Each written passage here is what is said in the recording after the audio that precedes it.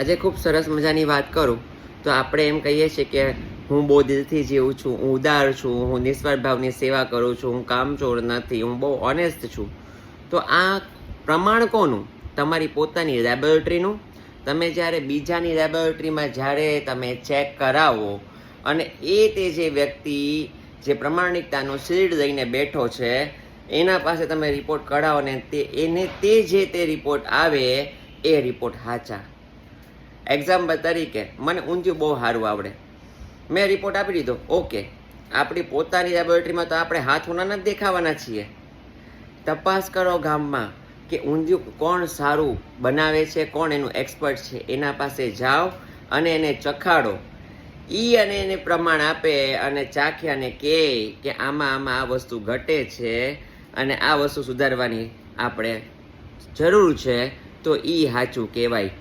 એટલે આપણે કેવા માણસ છીએ એનું પ્રમાણ જે તે એક્સપર્ટ જ્યારે આપે ને ત્યારે સાચું કહેવાય. બાકી પોતાના લેબોરેટરીમાં તો બધાય હાથ હોનાના જ દેખાવાના છે. જય માતાજી, સમજાય તેને વંદન.